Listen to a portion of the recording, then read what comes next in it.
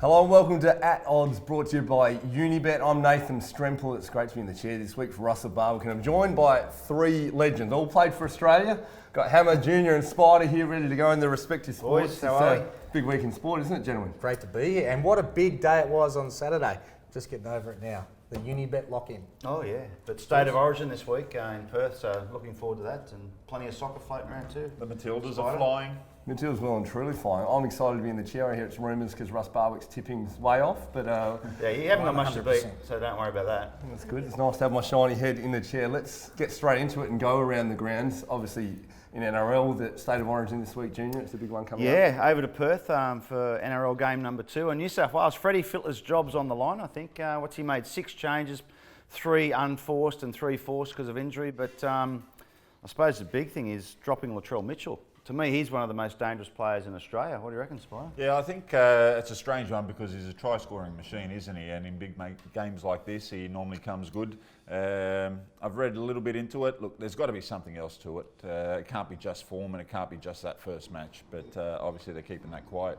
Game 1, they were saying he was going to be the difference maker, and now he's not there for game 2. Maloney back in at the expense of Cody Walker? Yeah, well, that's another questionable decision, I guess, given that, I mean, the first game was quite close. It was 18-14, and you pick guys for game 1, you think they're the best players. So, you know, it goes, the sense is to give him 2 games, but there must be more to it, I think, with Freddie, but he's rolled the dice here, so he's either going to look like a mug or a champion. So let's hope that New South Wales do come good. I know that the game's going to be played on a very hard surface over in Optus Stadium in Perth, so it's going to be quite a lot. The bounce of the ball's going to be, you know, a lot more than normal. So, Who wins, mate? geez, my heart says New South Wales, but I think Queensland are going to be hard to beat again. I just think too many changes for mine. I disagree. I actually think I think New South Wales were in the game in the first match, and if you've seen the last couple of Origins, been very defensive-minded, and I think New South Wales has got that. When the game gets open, Queensland seem to be able to hurt us, but I think New South Wales will just win. Split 1-1. Hammer, have you got a hot tip? Well, I said in game 1, you just back these games, either team under 6.5, and it comes through more often than not, so I'm going the same. There you go, either team 6.5 from Hammer. Fletch has been kind enough to film his tip for us, so we'll cross to Fletch for his thoughts. Hello everyone. Yes, well, I am down in South Australia, Port Lincoln, if you will, going shark diving tomorrow. But let's talk about Latrell Mitchell's axing from the State of Origin. Look, now we know that a report came out that he had a few issues, which might explain why Freddie decided to drop him. But a big inclusion I like is James Maloney. He's a winner. Last year I thought he was probably New South Wales' best. He's not going to care whatever happens in the game. He can score points and he's a big game player. Nice to see Fletch is having a good time. Appreciate him filming something for us. Staying well hydrated. We move moving into the Cricket World Cup Junior. This is your territory. Yeah, look, we're at the halfway stage in the World Cup, and I think the top 3 teams are starting to separate from the pack. That is England, India and Australia. I think England and India have been the most impressive. Australia are doing well, but I don't think they've reached their peak yet. There's a bit of indecision about what's our best team. And to be honest, I don't think we have an out-and-out best team. I think we're going to have to do with bits and pieces players. But what's been good is our 3 top batsmen, Finch, Warner and Smith, are starting to find a lot of form. So when they're in form, you know, I think we're a big chance, you know, of beating anybody on the day. Different looking side with those guys back in the side. Sean Marsh, talk of him maybe coming in for Khawaja? Yeah, well, Khawaja and Sean Marsh, I don't think you can have both of them in the team. I think one or the other. And I think if Usman Khawaja is to be in the team, he's got to open, and that's not going to be the case. So I think Sean Marsh is probably the better option over Khawaja, probably batting at number 4. And then you've got the bowling options. Mitchell Stark's been the standout bowler. We haven't had a lot of support for him. Pat Cummins has been pretty good. I think he's Croatian, isn't he, Mitchell Stark? Is that Croatian? I don't know. I think he is. Just say yes anyway. But he's bowling really well, but there is, you know, doubts over our spinners and our third seamer, but we've got enough good players to still go all the way. So we'll make the semi-finals, so, you know, I don't see a problem with that, but England and India are the 2 teams to beat so far. We can bet on every game of the Cricket World Cup at unibet.com.au. Some of your thoughts on the games to come? Yeah, well, there's a lot of short price favourites coming up. Australia to beat Bangladesh, England to beat Sri Lanka, India to beat Afghanistan.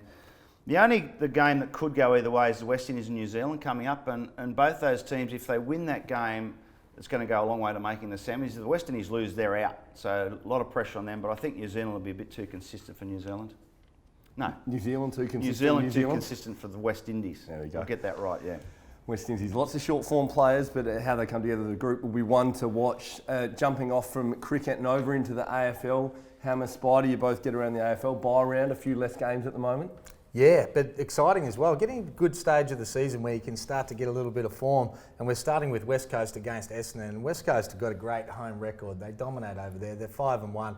I think they'll be too good for Essendon. Have just been a little bit too up and down. So $1.36, I reckon, is really generous. Yeah, West Coast might pinch that one against Essendon. Any good thoughts side on that one? Yeah, no, good side at home, West Coast. They don't turn it on all the time. They only seem to want to play when they're at home.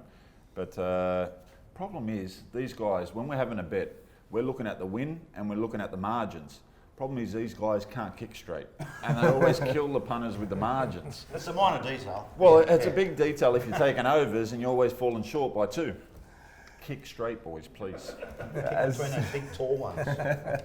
Sydney Swans and Hawthorn, somewhat traditional rivals. Yeah, well, Sydney's turned around a little bit of form, starting to look good after being pretty poor at the start of the season. Good last win against West Coast at home. Hawthorn don't play well on the road. They're only 1-5 on the road, and they've got a few holes for mine. Not enough depth in their team, so I think Sydney at $1.50 look the goods. Yeah, Hawthorn's not one of my teams either. Play too slow. Quicken it up, boys. And they can't kick either. They can't kick either. But the Swans are a hustle and bustle team. They get numbers around the ball and they make it difficult. So I think the Swans will be too good for Hawthorn as well. Both of you thinking no distraction with the talk about John Longmire and his coaching future. Next we move on to Port Adelaide and Geelong. My Cats just on a roll. Now they're playing away at Port Adelaide, normally a tough sort of journey for a team to be able to make, but the Cats are 6-0 on the road. They have that much depth coming off the bye, freshened up some of those older superstars. I reckon that's a great bet at $1.45. They will just continue to roll on. So no doubt a Geelong boy is going to tip the Cats. An unbiased You opinion don't like down this. Spider? I like Port. I actually think they're a good side. Not great to watch. But they get out to these 40-point leads and then they decide to put the handbrake on and think that's enough. But punters have had bet 40 and over. You know, boys, you've got to keep playing and not win by 12. I think Port can beat Geelong. I think Port can believe. I think they're a good bet, Port. Okay. There we go. One a little bit longer odds. Collingwood heavy favourite against the Bulldogs. Yeah, they'll be too good again. The Bulldogs have got a little bit of talent, really young team, but Collingwood need this win. I think 1-39. I don't think it'll be a big blowout. It's a top match. Collingwood, good side. $1.32 short for me in AFL punting. I think it's an over. I think there'll be plenty of goals because these boys can kick. Well, speaking of can kick, it was overnight that Sam Kerr put 4 in the back of the net at the Women's World Cup. The Matildas absolutely flying over their Spider. They're flying, but not after all this talk before the tournament that things weren't good and the old manager was getting a lot of publicity. And I think one thing for sure, I think the Matildas are very, very lucky that they got a head coach like Ante Milicic. Fantastic manager, a lot of experience at international football. My problem is with people here in Australia, we want to bag people too quickly and too many people trying to climb the ladder. And they need to stop trying to climb the ladder and let people that actually know what they're doing do their job. He's come out with a great philosophy.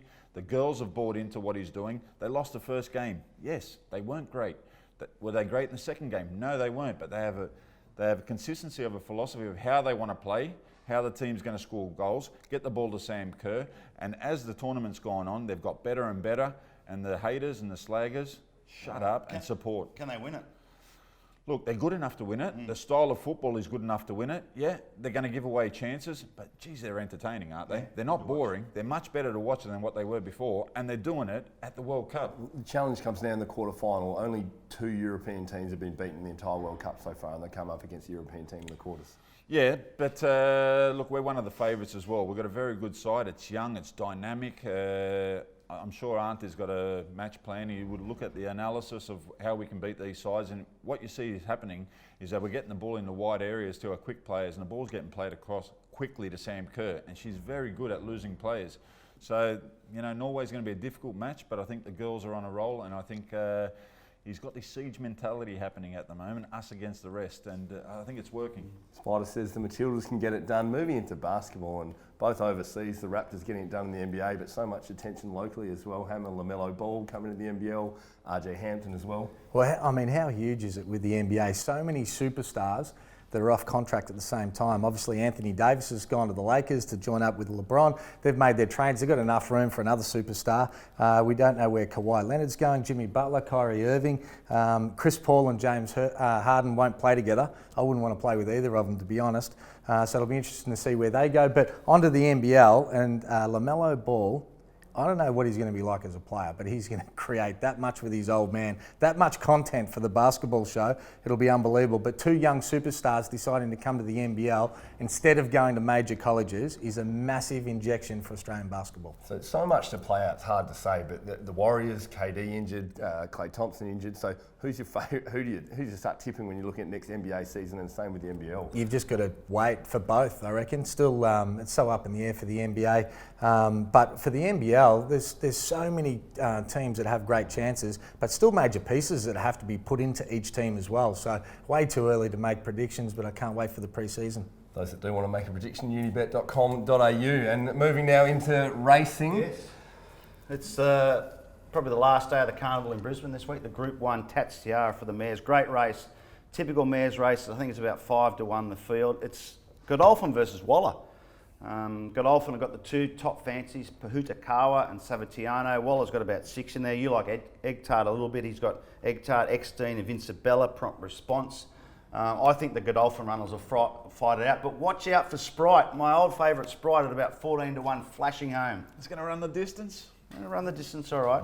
It'll run a good third though, I reckon. Yeah, we love a place. Yeah. Anyway, good race. I just like love. Junior does love a place. Place into a place. He's been Doesn't very matter if it's a successful. place you win as long as you I'm collect. backing you up, Hammer. brother. I'm backing you up. I just like my long old as it favourite wins. Sprite, and they got a horse called Tab as well, or they just named him after soft drinks. No, she's a good horse. Good horse. Well, that's it around the grounds this week. There's so much going on in the world of sport. If you do want to have a punt, gamble responsibly, check out unibet.com.au. Let's have a look now at the lucky punt of the week. Good week last week. Schwarzer taking the trophy with 600, 1,300 for the team. And as we look at the scoreboard there, touch under 13K for the year. And Russ Barwick just chipping away at the bottom. It's nice I can step in for the high flyer junior leading the team up the top. Yeah, Fletcher's starting to run me down. Hammer, you're going pretty well too. Just chipping away until the I know. NBL starts, mate. But yeah, Russ Wait is- for the NBL. Work to You've do, got to Hammer. diversify a bit, mate. No, I'm good to go, mate. But Russ is useless, isn't he? Let's be fair, Nick. Well, he's in the positive overall. Last week, Yeah, not okay. so much. But Junior, you are leading the way. Schwarzer with the trophy of the week, but you're on top. So why don't we start with your slam dunk? Yep, kick off at the Cricket World Cup. So I'm staying in my lane here. So we've got Australia to beat Bangladesh, into India to beat Afghanistan, England to beat Sri Lanka, and New Zealand to beat the West Indies. So, I think New Zealand, West Indies is probably the only game there that could go either way, but I'm banking on all those to win, and we'll probably get about $3 for that. Good times there. Hammer, bit of work for yourself. AFL you're looking at? No, I'm chipping away well, mate. So the slam dunks, I'm pretty confident with Freo this week. Plus 5.5 against Melbourne. We're all waiting for Melbourne to come good, but it's just not happening. Freo won a couple of weeks ago in Melbourne against Collingwood. That's good enough for me. I'm going to multi them up with West Coast to beat Essendon, Geelong to beat Port, and Collingwood to beat the Western Bulldogs. About $5. I reckon pretty good value this week. Decent earn there. I've got the duty of going with Russ's tips. So he's looking at the AFL as well. He's saying, these are Russell Barwick's tips, not mine. Sydney to beat Hawthorn and Melbourne to beat Fremantle. And when I saw that he's tipped Melbourne, it makes me even more confident. Double up on the slam dunk for Freo. There you go. Yeah, I don't know if I'd be tipping Melbourne. Russ Barwick's got those. That's 270 there. Spider yourself? Yeah, I've got the privilege of doing Schwartz's, and apparently he's doing pretty good at the Women's World Cup. He's gone England to beat Japan, into USA to beat Sweden, Netherlands to beat Canada. Good divvy, 750, not bad. Not bad for the slam dunks. Now a little more value. Look at the Hail Marys. Junior, where are you? I'm going racing to Eagle Farm this weekend. I'm going Victorum to win the Healy Stakes. Excellent win last start. Came from the clouds to knock Spider's horse off that was leading, but I think he's a very good horse. So I'm going him to win into a place, Pahutakawa, in the Tats Tiara. I love my place, so that's my Hail Mary. Hammer, staying with the AFL? Yeah, and I'm going to double up on Geelong here. I think they'll get it done. They'll be too good on the road. Sydney 1-39. They don't kick a lot of points, but I think they'll be too good for Hawthorn. And in a close game, Brisbane on the road to St Kilda. I think Brisbane will be too good. 1-39 again. We'll get about $6.90. Russell Barwick's tips, and I'm waiting for Spider to give me a sideways look on this. The Women's World Cup, we're looking at Sweden plus 0.5 against the USA, and in the Origin, New South Wales to win first half and full-time double. Oh, he's conjuring up all sorts, isn't he? Mate, I got the privilege against Schwartz. He's gone to the Women's World Cup and he's got Argentina to beat Scotland at $6.20. That's not bad. Not bad. Schwartzy for you. That's a big odds, isn't it? Yeah, it's in a 2-horse race. Yeah. Well, Fletch couldn't be here with us in person, but he's kind enough to send in his tips. Have a look at his slam dunks and Hail Marys. Okay, well, I'm running second. I need to catch Junior. So my slam dunk this week is West Coast Eagles. Slam dunk. Geelong Cats and the New South Wales State of Origin team, women's team, to give it to those filthy Queenslanders. My Hail Mary. Now I'm switching to the men's State of Origin. James Tedesco to score any time into New South Wales, 1-12. Go the Blues. Hope you have a good show, boys. I really miss you. I may come home with one arm. Peace! Well, that's all the hot tips from the guys this week. Spider, thanks for joining us. A lot happening in sport. What are you looking forward to? Back in a winner. What else? That is a good answer. Well, I'm looking forward to the State of Origin in Perth and also the Cricket World Cup and Saturday's racing at Eagle Farm. It's a great stadium over there in Perth, just asking the Western Australian. Hammer, about what are you, mate? What are you looking forward to this week? State of Origin will be a cracker, and then the Cats to be able to back it up as well. So, big weekend. I think we'll get some winners this weekend. Well, privileged to join you boys. Nathan Stremple's my name. It's good to step in for Russell Barwick. If you do want to have a punt this week, check out unibet.com.au. Make sure you gamble responsibly. And that is At Odds, brought to you by Unibet.